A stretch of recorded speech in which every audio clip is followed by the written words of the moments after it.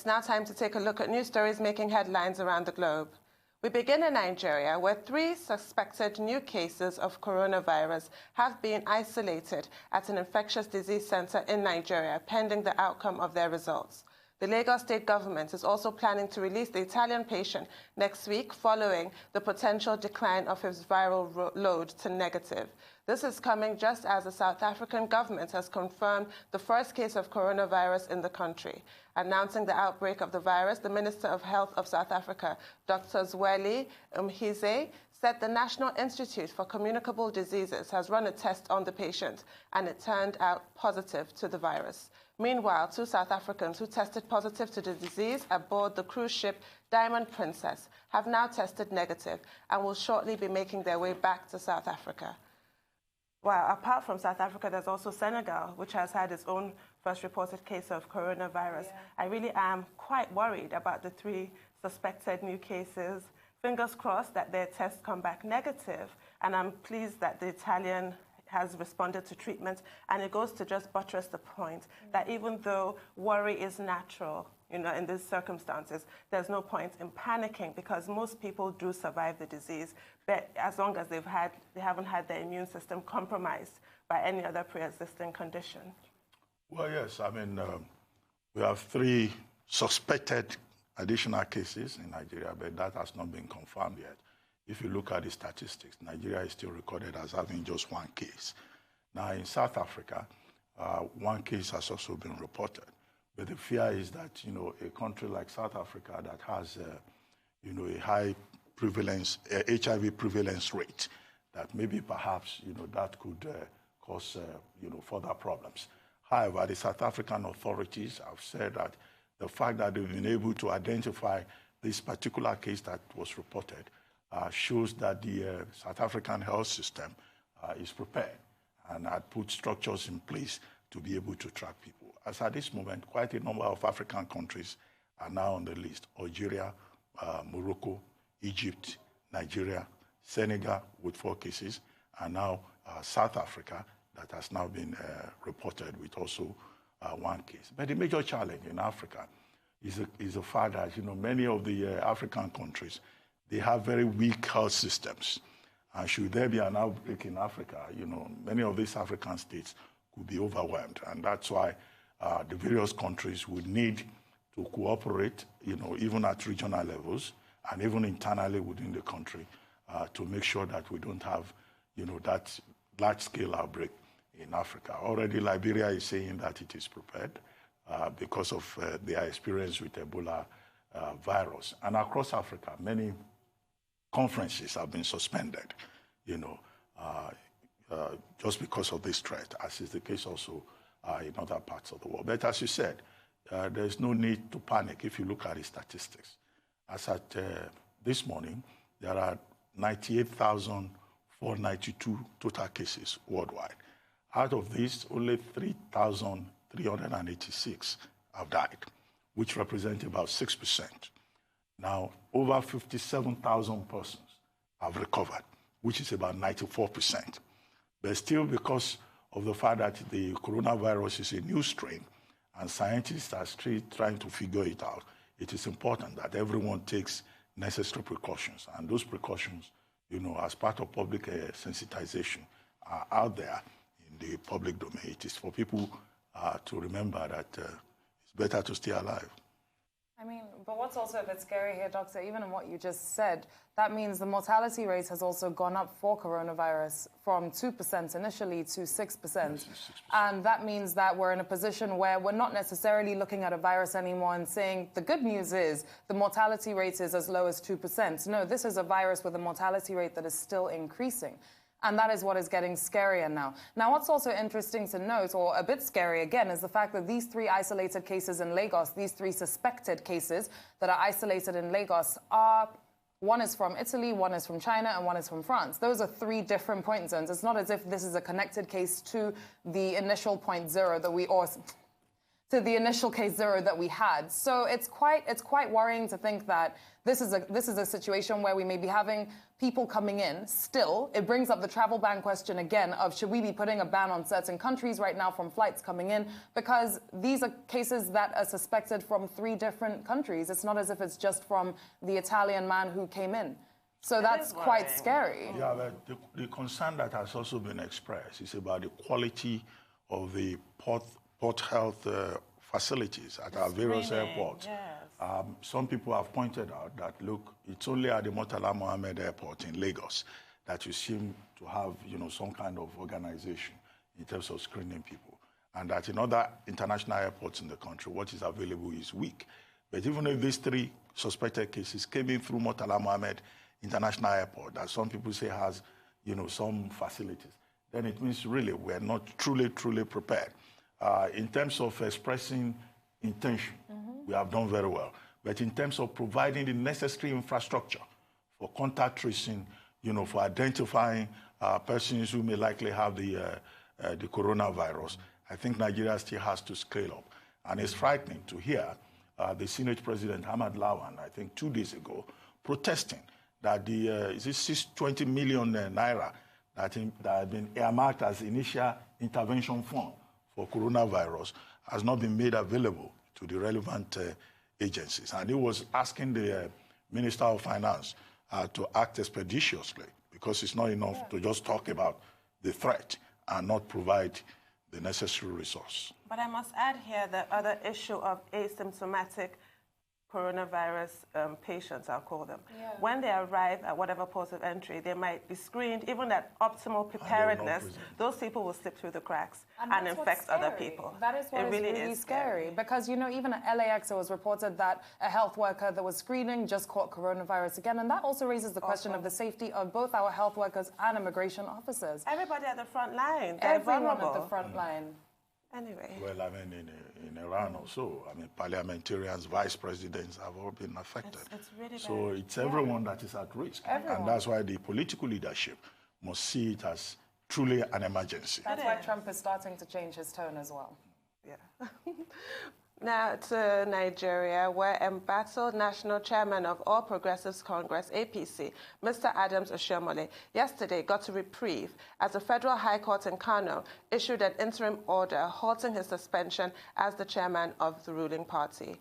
He also declared that the Federal Capital Territory FCT High Court, which restrained him from further parading himself as the national chairman of the APC on Wednesday, had no jurisdiction to entertain the suit.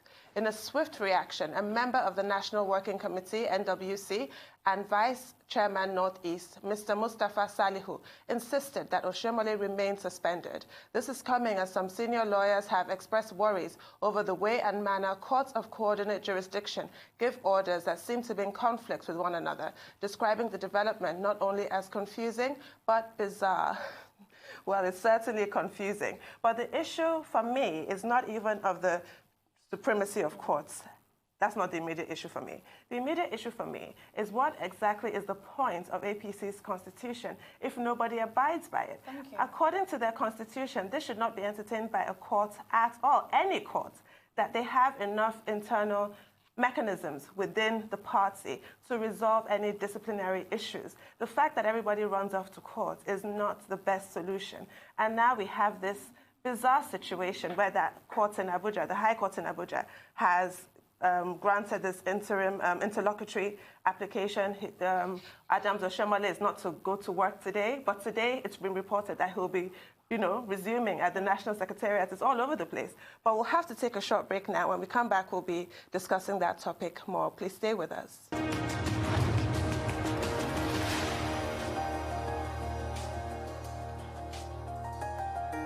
Welcome back to the morning show here on Arise News. We're now joined by our business analyst stroke correspondent, Rota Sodiri, for the latest headlines of today. Good morning. How are you? Good morning. Good morning. I'm fine. How are you guys doing? Good morning. So, yeah, the entertainment business is being hit hard by the coronavirus. We've had our first big tentpole movie in Hollywood being delayed. No Time to Die, the latest James Bond film in the franchise. About earlier this week, fans wrote an open letter to MGM Studios asking them to delay the film because of concerns over the virus, and they responded. So they sent out a couple tweets saying that the film would be pushed back from its initial release of April 10th, to November the 12th in the UK and November the 25th in the US. What is the impact? By moving this movie by 7 months from April to November, they're estimated to be taking a hit of anywhere from $30 to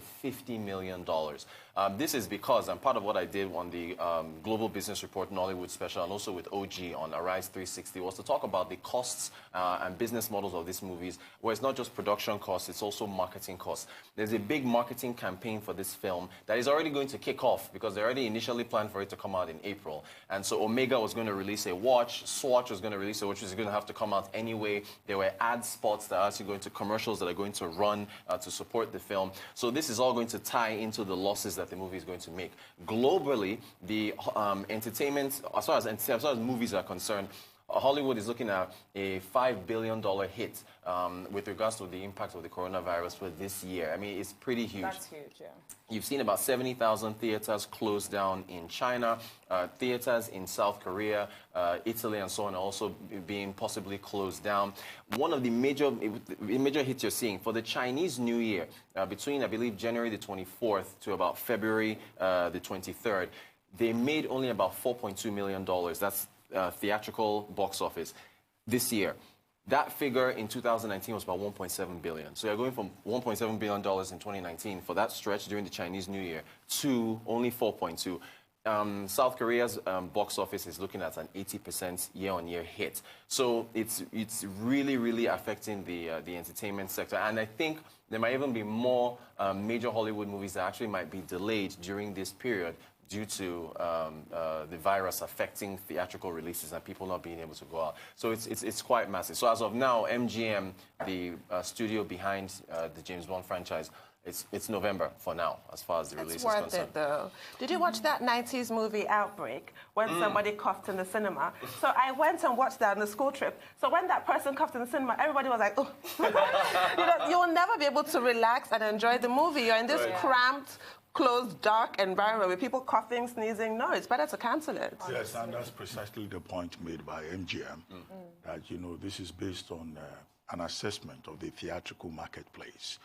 And across Europe and parts of Asia, public gatherings are already being banned, even if a country like the United Kingdom has not yet banned public gatherings. And because of the intimacy, because of the closeness that the cinema offers, I think it's better to err on the side of caution. And it is quite ironic that the title of the James Bond film is actually No Time to Die. Yes. However, earlier on, we pointed out some facts about the statistics to say, well, maybe perhaps people should not panic too much, but because of this peculiar nature of this coronavirus, maybe perhaps we also at the same time need to be far more cautious than ordinarily. Now, if you go to Worldometer, as at this morning, says coronavirus cases are already over 98,000. Wow, so the exact figure is 98,436. Total number of deaths, 3,387. The people who have recovered, 55,657 persons. Now, out of active cases, 39,392 are currently infected patients. Those who are in mild condition, 33,154. That's about 84%. The ones that are serious or critical right now, you have up to 6,238, which is about 16%. The cases that have been closed, you have 59,044 cases. People who were tested that had no outcome. Then those who have been recovered and discharged, 55,000 plus, about 94%. Deaths, 3,387. Worldometer says 6%. So if you look at this, it gives a slightly different picture. But at the same time, I think everybody needs to be cautious. The entertainment industry is taking precautions, just as you have seen in travel and tourism industry. And investors are scared because there is higher risk, there's greater uncertainty in the marketplace. But I must say as well, streaming services are really going to make some good money Right, around this because time of we year. have to look at those You're going to numbers. stay Yeah. Netflix and chill. Arise Play. Exactly. Exactly. Rotas, thank you. Thank you very Thank you much, so much. Rotas. Thank you so much. Thank you. It's time now for a short break on the morning show. When we're back, we'll be joined by Arise sports analyst Aaron Akerijola for the latest headlines of the day. Stay with us.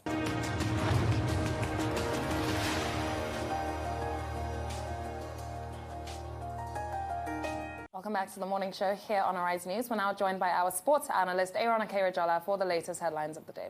Good morning. How are you? Good morning, Layla. Good morning. Good morning, Doctor. Good morning, Aaron. So the blue looks really good on you this morning. Thank you. Yes. I predicted it.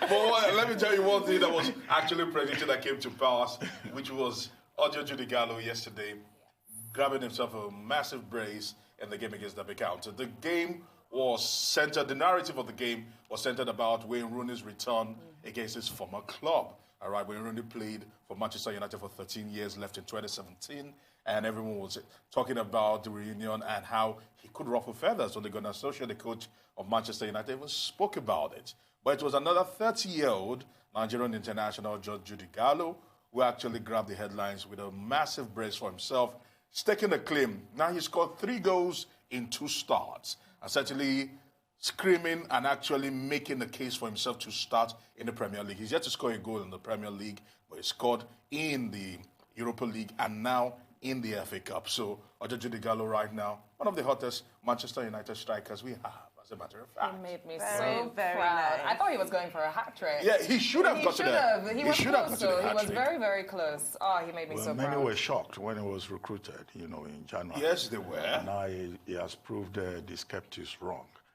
And, he will probably be the first player, an African player, to score consecutively. Yes. He did it previously with Watford when he scored 4 goals in a row. And this time around, he's been able to score back-to-back. And, the coach obviously is very pleased with him. Bruno Fernandes, and also Luke Shaw, they were the superstars of the match. Even if the stadium, the fans were rooting for Wayne Rooney. They kept on shouting Wayne Rooney. Wayne Rooney is now 34. Yes, he is. He couldn't find the magic. He's now an older man on the pitch. But he has shots on target, though. His free kick was amazing. Two free kicks. Yeah. But it was stopped by Romero. He couldn't go past him. But in any case, congratulations to Odion Igalo. Congratulations also to Manchester United. They seem to have found their rhythm. 9 matches in a row. Unbeaten. 7 clean and they lost sheets. just 2 goals against them in those 9 matches. And I think that's a good indication that they will probably make it further with their championship ambition, perhaps. Let's see what happens. This one was FA, They have the Manchester Derby, a very crucial crunch match this week on Sunday. So let's see what happens. That's with the Manchester Derby. Yeah, so let's see what actually happens in that one. I am rooting for John Gallo to start. I know I Manchester think City he will is going to win. start. I think he's going to put him more in a midfield position, though. I have a feeling he's going to do that. I know Manchester City will win because I support Manchester City, but We will see on but Monday. I hope Igalo scores. But the most bizarre news that is actually coming out of sports is the fact that Ronaldinho yesterday, it's now touch and go. Some are saying he was arrested. Some are saying he just was brought in for questioning. But the story is that Ronaldinho went to Paraguay for a charity event. They say he left Brazil with his Brazilian papers and Brazilian passports. But when he got into Paraguay, he used a fake passport that belonged to somebody else. Because they say there's an international ring of mafia. Yeah, a mafia that are actually controlling some of those things. And they found several passports, not just one, as a matter of fact. They now found several passports with him, and it's turned into something that he's supposed to report to the station today. And he's decided to stay in Paraguay as they are still pursuing this thing. Investigations are still going on. But I'm asking myself the question, how will a multimillionaire who is a superstar in the It's world... so confusing. But he was stripped of his passport because of tax evasion, yes? Okay. He got into trouble with the Brazilian authorities. No, but he traveled, he left Brazil. So that's what I'm saying. Which is international passport. If you've been stripped, well, he was supposed to have been stripped. So why did he even have his passport in the first case? Exactly. But my issue is, if you've been stripped of your passport, just stay in Brazil. as you said, there was no reason to bring this kind of disrepute on his name. Honestly. There was just no reason for it. Just stay put. The officers were still taking you have an the issue. disturbing part of it is that when he was charged in Brazil last year, in September, for some illegal construction in a conservation area, he and his brother, they had their passports seized. Yes. But they got their passports back in October, November. And when he went to Paraguay, he had his Brazilian passport on him. Fake passport. And they are claiming that he just dipped his hand into his bag to pull out the passport, and the first thing that came from his hand was a Paraguay passport. That was a fake passport. So just stay put. No, Why do you need fake passport? It's not a fake passport. It's an authentic document That's with been fake forged. content. Yeah, but it's fake, yeah. But why? They just stay put. I don't get it. Anyway. It's really shady. Thank you. Let's see what happens.